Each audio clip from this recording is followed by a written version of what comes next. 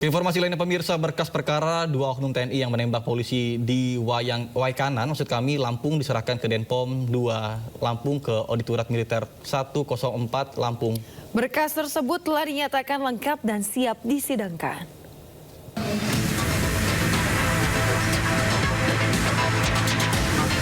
Penyidik Denpom 23 Lampung menyerahkan Kopda B dan Peltu YHL, 2 oknum prajurit TNI yang menjadi tersangka kasus gugurnya 3 anggota polisi dari Polsek Negara Batin Waikanan Lampung saat penggerbekan arena judi sabung ayam di Lampung beberapa waktu lalu ke Auditorat Militer 105 Palembang.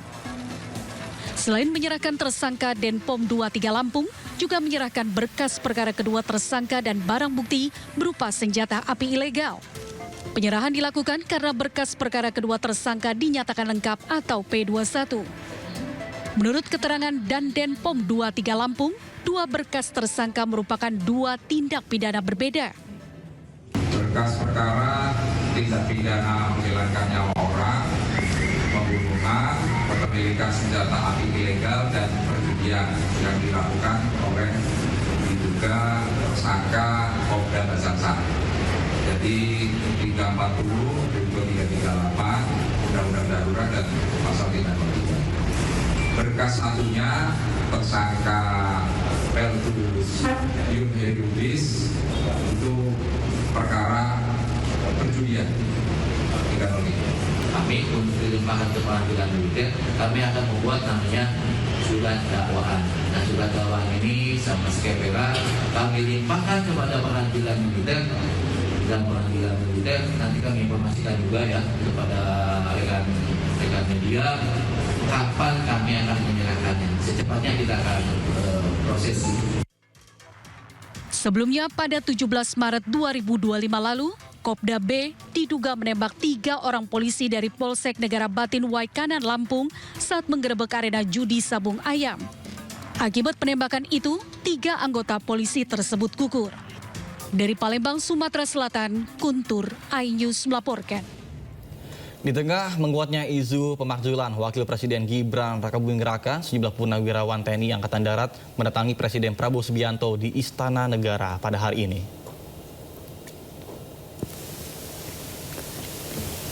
Presiden Prabowo menerima kunjungan dari Persatuan Purnawirawan TNI Angkatan Darat atau PPAD untuk bersilaturahmi dan halal bihalal.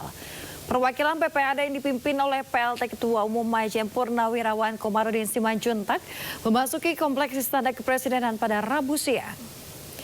Kepala Staf Kepresidenan Letjen Purnawirawan AM Putranto yang juga hadir dalam pertemuan tersebut menegaskan bahwa agenda ini murni silaturahmi saja. Ia menyebut pertemuan ini tidak membahas tuntutan politik atau isu pemakzulan Wapres Gibran. Sebelumnya, Forum Purnawirawan TNI menyampaikan 8 tuntutan kepada pemerintah, termasuk usulan pemakzulan Wakil Presiden.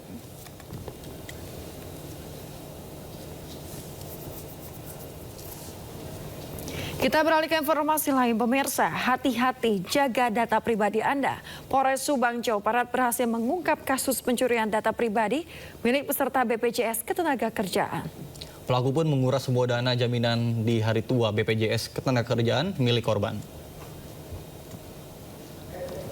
Pasangan suami istri asal Majalengka ditangkap aparat Polres Subang lantaran mencuri data pribadi dan menguras dana JHT BPJS Ketenagakerjaan. Pelaku membeli dokumen seperti EKTP dan Paklari yang digunakan untuk mengajukan klaim dana JHT secara ilegal dengan akun atas nama korban. Aksi ini terungkap setelah korban mengajukan klaim dan mendapati saldo 24 juta rupiah telah dicairkan tanpa sepengetahuannya.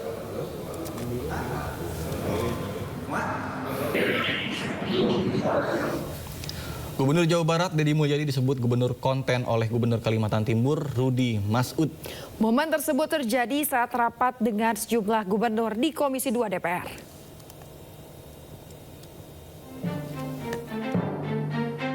Ada suasana unik saat berlangsungnya rapat Komisi 2 DPR dengan sejumlah gubernur di Gedung DPR Senayan, Jakarta, Selasa siang.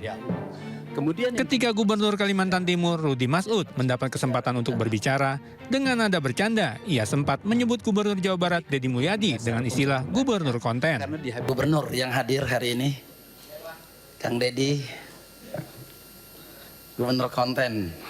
Nah, mantap ini Kang Deddy nih. Terkurasnya dana alokasi. Sebutan ini tak membuat Deddy Mulyadi tersinggung.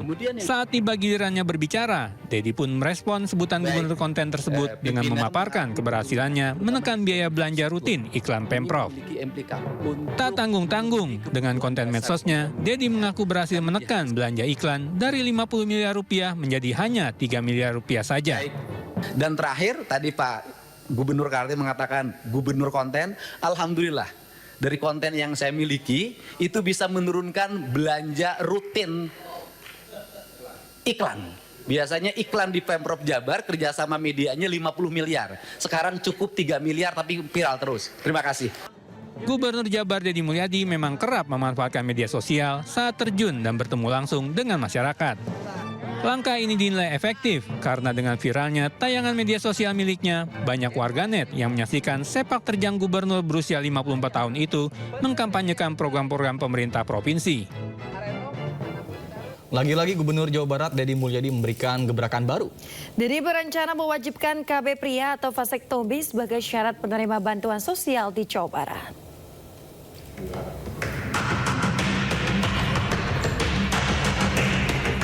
Rencananya warga Jawa Barat harus terdaftar dalam kepesertaan keluarga berencana atau KB sebagai prasyarat dalam penerimaan bantuan sosial. Nantinya ada beasiswa pendidikan hingga program bantuan sosial lainnya yang disalurkan oleh Pemprov Jabar. Usulan ini disampaikan oleh Gubernur Jawa Barat Deddy Mulyadi. Tujuannya supaya masyarakat dapat mengatur waktu kelahirannya sehingga dapat menekan angka kemiskinan di Jawa Barat. Deddy juga menegaskan prioritas KB dilakukan untuk pria supaya suami ikut bertanggung jawab dan tidak hanya membebani sang istri. Maka para penerima bantuan sosial, apakah nanti bantuan biaya kelahiran, bantuan rumah sakit, bantuan listrik, bantuan pangan non tunai, bantuan perumahan, bantuan tanah, ya saya harap bantuan beasiswa untuk anaknya, saya harapkan yang laki-lakinya loh, saya harapkan suaminya atau ayahnya yang ber-KB sebagai bentuk tanda tanggung jawab terhadap diri dan keluarganya. Jangan terus-terusan dibebankan pada perempuan. Nantinya langkah ini diambil agar bantuan dari pemerintah, baik provinsi maupun pusat bisa didistribusikan secara lebih merata. Dari Depok, Jawa Barat, Iyung Rizky Anyus melaporkan. Memperingati May Day, buruh di berbagai wilayah bergerak menuntut perbaikan kesejahteraan. Informasi lengkapnya kami hadirkan usai jeda, tetaplah di Sindo Today.